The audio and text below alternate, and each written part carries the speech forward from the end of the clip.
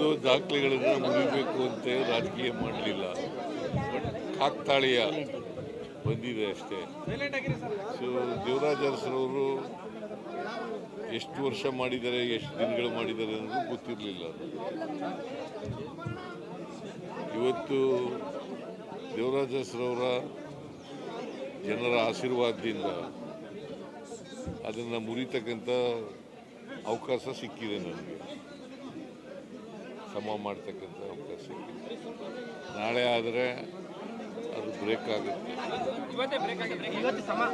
ಗೊತ್ತಿಲ್ಲ ನನಗೆ. ನಾಳೆ ಬ್ರೇಕ್ ಆಗುತ್ತೆ. ಇದು ಪರಿಪೂರ್ಣ ಅವಧಿ ಮುಗಿಸ್ಬಿಟ್ಟು ಮತ್ತೊಂದು ದೊಡ್ಡ ಇತಿಹಾಸ ಸೃಷ್ಟಿ ಮಾಡ್ತೀರಾ?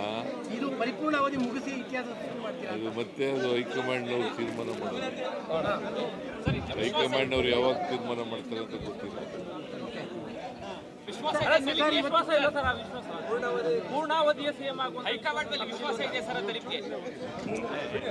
ಇದೆ. ವಿಶ್ವಾಸ ಇದ್ದವರು ಚೀಫ್ ಮಿನಿಸ್ಟರ್ ಹೆಂಗೆ? ಪೂರ್ಣಾವಧಿ ಸಿಎಂ ಆಗ್ತೀರೋ ವಿಶ್ವಾಸ ನಮಗೆ ಪೂರ್ಣಾವಧಿ ಸಿಎಂ ಆಗ್ತೀರೋ ವಿಶ್ವಾಸ? All depend upon high command's decision. Sir, but ಇವತ್ತು ಎಲ್ಲ ಕಡೆಯಲ್ಲೂ ಕೂಡ ನಾಟಿ ಕೋಳಿ ಪಲಾವ್ ಹಂಚ್ತಾರೆ. ಇವತ್ತು ನಾಟಿ ಕೋಳಿಗೆ ಬ್ರಾಂಡ್ ಅಂಬಾಸಿಡರ್ ಆಗ್ಬಿಟ್ಟಿದ್ದೀರಾ. ನಾಟಿ ಕೋಳಿ ಪಲಾವ್ ಹಂಚ್ಬಿಟ್ಟಿದ್ದಾರೆ ಅಭಿಮಾನಿಗಳು. ಗೊತ್ತಿಲ್ಲ, ಅಲ್ಲಲ್ಲ ರಾಜ್ಯಾದ್ಯಂತ. I do not know about it. ನನಗೆ ಗೊತ್ತಿಲ್ಲ, ಮತ್ತೆ ಯಾರು ಮಾಡ್ತಾ ಇದ್ದಾರೆ ಅಂತಲೂ ಗೊತ್ತಿಲ್ಲ. ಅಲ್ಲ, ನಿಮಗೆ ಗೊತ್ತಾಗಲ್ಲ ಸರ್. ನಾನು ಹಳ್ಳಿಯವನಲ್ವಾ. ಸಾಮಾನ್ಯವಾಗಿ ನಮ್ಮ ಹಳ್ಳಿನಲ್ಲಿ ನೆಂಟರು ಬಂದಾಗ ಮಾತ್ರ ನಾಟಿ ಕೋಳಿ ಕುಯ್ಯೋರು, ನೆಂಟರುಗಳು ಬಂದಾಗ. ಸೊ ಹಂಗಾಗಿ ನಾನು ನಾಟಿ ಕೋಳಿ ಮುದ್ದೆ, ರಾಗಿ ಮುದ್ದೆ, ನಾಟಿ ಕೋಳಿ ಇದನ್ನು ಮಾಡ್ತಿದ್ದೆ ಮೊದಲು. ಈಗಿಲ್ಲ, ಈಗ ಕಡಿಮೆ ಆಗಿದೆ. ಬಟ್ ಈಗ ನೀವು ನಾಟಿ ಕೋಳಿಗೆ ಬ್ರಾಂಡ್ ಅಂಬಾಸಿಡರ್ ಆಗ್ಬಿಟ್ಟಿದ್ದೀರಿ ಊಟಕ್ಕೆ. ಹಳ್ಳಿಯಿಂದ ಬಂದವರು ಭಾಳ ಜನ ಹಿಂಗೆ ಈ ಥರ ನನ್ನ ರೀತಿಯಲ್ಲೇ ಮಾಡ್ತಾರೆ. ನಾನು ಚೀಫ್ ಮಿನಿಸ್ಟರ್ ಆಗಿರೋದ್ರಿಂದ ಸ್ವಲ್ಪ ಜಾಸ್ತಿ ಇದಕ್ಕೆ ಪ್ರಚಾರ. ರಾಜಕಾರಣ ಖುಷಿ ಕೊಟ್ಟಿದೆ ಸರ್. ಇಷ್ಟು ವರ್ಷದ ರಾಜಕಾರಣ ಖುಷಿ ಕೊಟ್ಟಿದೆ ಸರ್ ಅಂತ ತೃಪ್ತಿ ಇದೆಯಾ? ಖುಷಿ ಇದೆಯಾ? ತೃಪ್ತಿ ಇದೆ.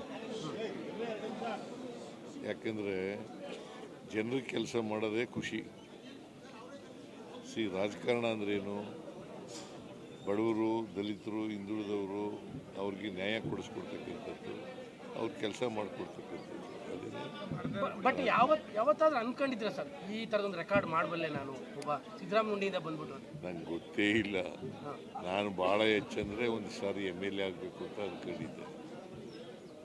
MLA ಆದೆ, ಆಮೇಲೆ ಅವಕಾಶಗಳು ಸಿಕ್ತು, ಮಂತ್ರಿ ಆದೆ, ಡೆಪ್ಟಿ ಚೀಫ್ ಮಿನಿಸ್ಟರ್ ಆದೆ, ಲೀಡರ್ ಆಫ್ ದಿ ಅಪೋಸಿಷನ್ ಆದೆ, ಮುಖ್ಯಮಂತ್ರಿನೂ ಆದೆ.